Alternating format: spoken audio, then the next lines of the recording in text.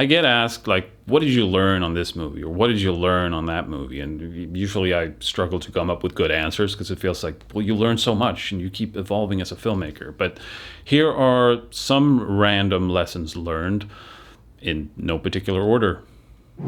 Things get exponentially harder the more characters you have. For every movie that I've directed, the cast keeps expanding. It's just more and more characters. And in every movie, they have a dinner scene where they sit down and talk. And, the more characters you have, it just gets really tricky with just blocking and, the coverage of it. You have to do a lot of coverage. Like, it might feel like, oh, that's the easiest thing in the world, just people talking. But, you have person A talking to person B, so you need to have coverage for that. But then person A talks to person C, and now you need new setups for that. And then person D gets involved, and all of a sudden it's all these setups. On Annabelle Creation, there were moments where it's like, well, let's just try something different and something simple. And then you start doing that and you realize, well, no, we actually need the camera over here. And then we need a camera over here. Shazam has been the worst one so far because at the end of that movie, you have the 5 foster kids, you have Shazam, you have Savannah, you have the 7 deadly sins, and it's 14 characters to keep track of, and they all need things to do. So on that movie, I had to do like an overhead map with all these sort of icons of characters moving around on it just to keep track of it all and to figure it out. Because when you see the finished result, it seems very obvious, like, well, that character's over there, that character's over there, and they're doing their things, right? But it actually took a lot of figuring out. And even though I did all that, you still run into little issues like, okay, we cut to this angle of Freddy, but now it feels like he's all alone because all the other characters are off camera, so you have to like shoot a little extra piece of Mary and on a blue screen stage and comp that in there so it doesn't feel so dead. So basically, more characters equals more problems. Something to be aware of. Good sound is more important than a good image. That's my opinion, but here's a little test. I'm going to show you a clip in 2 different ways. One with really shitty video and one with really shitty audio. Now imagine that you have to watch a whole film that's in one of these 2 ways. What would you choose? Make sure you make him feel at home. They seem nice, but don't buy it. It gets real Game of Thrones around here. Make sure you make him feel at home. They seem nice, but don't buy it. It gets real Game of Thrones around here.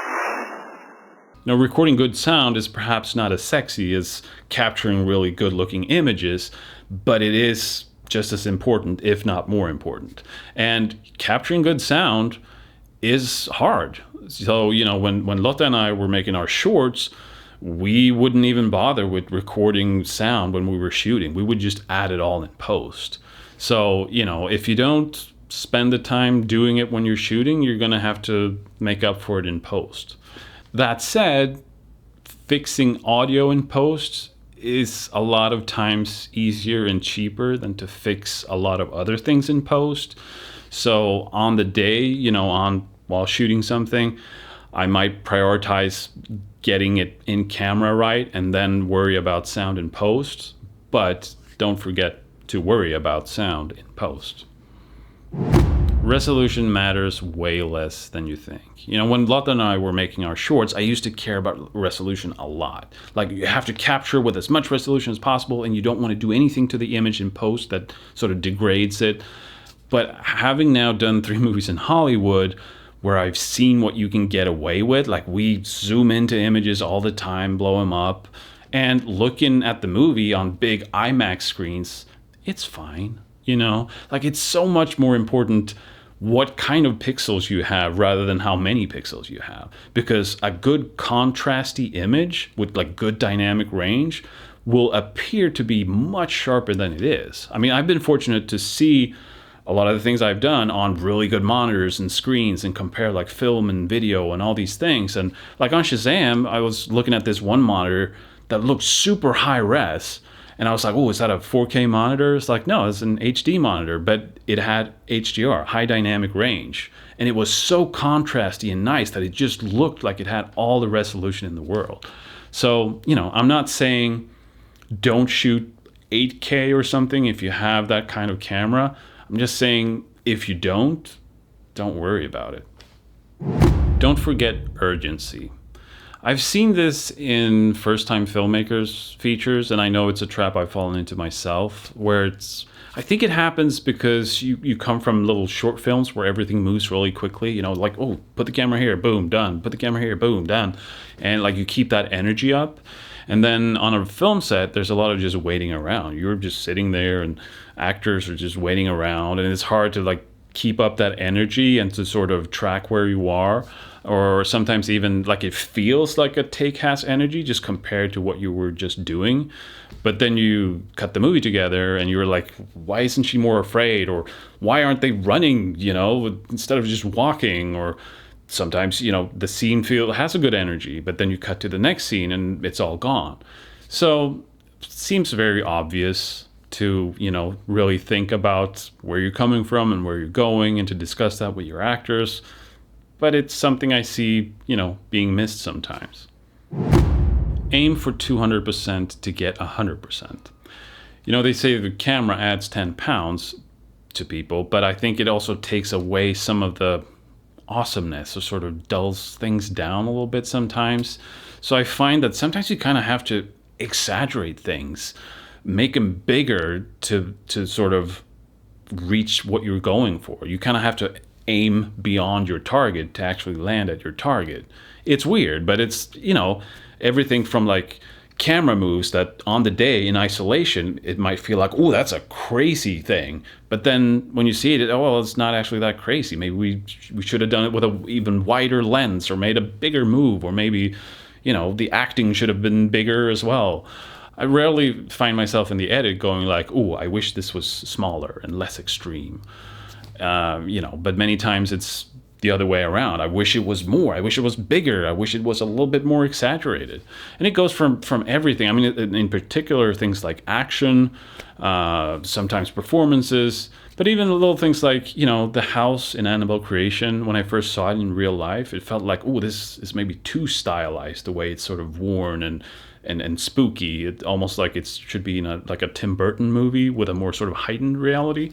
But then you see it in the movie and it's like, well, it's just a creepy old house, And at the end of that movie, when all the girls are running out of the house, there are light bulbs popping. And I told the physical effects guys that to Michael Bay it, like just go big, and I would sparks and shit flying. And yeah, you see it in real life. Like if that happened in here, it would be like, holy shit, what was that? But in the movie, it's just like, yeah, it's light bulbs popping. So, don't hold back and don't be afraid to go for it. It's all about the ending. I learned this on my first movie, Lights Out, where, we had a test screening and I was sitting there in the audience and they were laughing, they were cheering, and it was like, it felt like they're loving this movie. This is great. And then I saw the test scores and it was clear that they didn't quite love the movie. And I was like, what happened? Well, it turns out they didn't like the ending. We sort of overstayed our welcome and tried to do a little too much stuff. So what we did was we had another test screening, showed the audience the exact same movie, but we just ended it 5 minutes earlier, just cut it right there. And now the test scores went through the roof. They loved it. So a bad ending can undo almost everything you did before it. And likewise, a good ending will have your audience forgive so much. Like maybe the movie dragged, maybe it wasn't that great in places, but if you have a good ending, they will love it. Your first cut will make you depressed. So, on Lights Out, I was told by the producer that when you see the first cut of the movie, you will think it is garbage.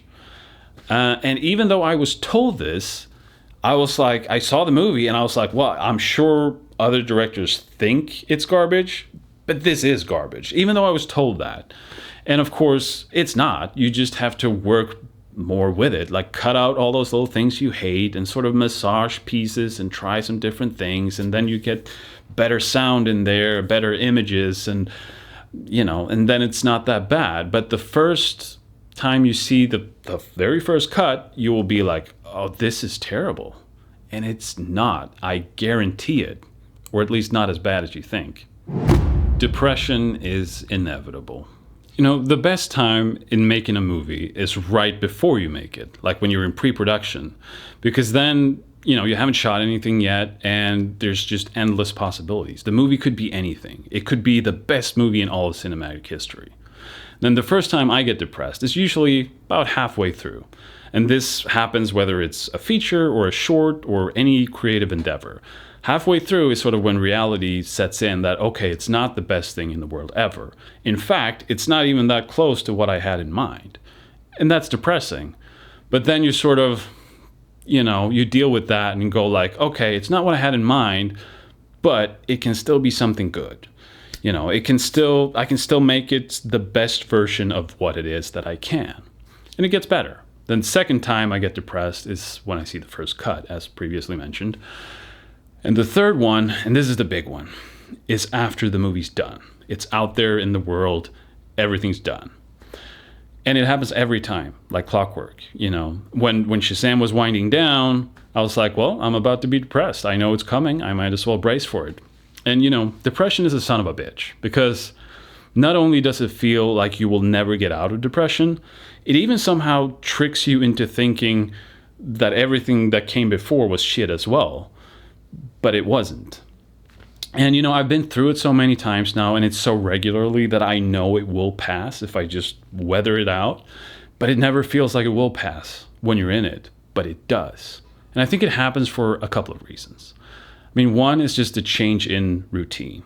When you're creating something, you have a purpose, you have a goal, you know what you're doing, right? And when you're making a movie, you're doing it together with other people. So you hang out with them every day, you have fun together. And then one day it just stops and everyone's gone, and it's like, oh, well, what now? And I think another reason why it happens is because of all the movies we watch and the stories we tell. They're all very similar, and that they're usually about a person who's not very happy with life. Things aren't that great. But then they go on this adventure, or they take on this endeavor, they face adversity, but they go through it, and then at the end, they get the girl, they get the money, they live happily ever after, and they've changed. They've become a better person. But in real life, it doesn't quite work that way. Because when you're done with it, yeah, maybe it was a success. Maybe have a little bit more money. Maybe things are pretty good, but you're still you. So if you were a self-doubting, self-hating, miserable son of a bitch before you took on this creative endeavor, after it's done, it's kind of back to being a self-doubting, self-hating, miserable son of a bitch. So that's something you have to work on sort of outside of movies and all of that. For me, the most depressed I've ever been was probably when I was in my 20s, living in Sweden. I was single, I was unemployed, I was broke, I was still living at home, and like Hollywood, that was on the other side of the planet. That's never going to happen. Like, I just wanted a job. I was miserable. And that's when I sought out help, and I started eating antidepressants, and things got better. Because the thing is, if I would have killed myself back then, I would have missed out on so many great things. I would never have reconnected with and gotten married to my childhood sweetheart. We wouldn't have made movies together. We wouldn't be in Hollywood. I wouldn't have directed 3 features now. And even little stupid things like the big gap I had between my teeth has gotten smaller. I still have ugly ass teeth, but they're tight. So I guess for me, the most important lesson of all is stick around, because you don't want to miss out on all the awesome things that are in your future. Bonus tutorial. Here's how to do a blurry animated background that you can put text on. Take an embarrassing photo of yourself from the past, scale it up, then blur it until it's less embarrassing. Overlay a second copy of the embarrassing photo, scale that up as well, and don't forget to blur. Add a vignette, play around with the hue, add some grain, darken the top and bottom, and then animate the scale and rotation differently for the 2 images. Now you just add some text and boom.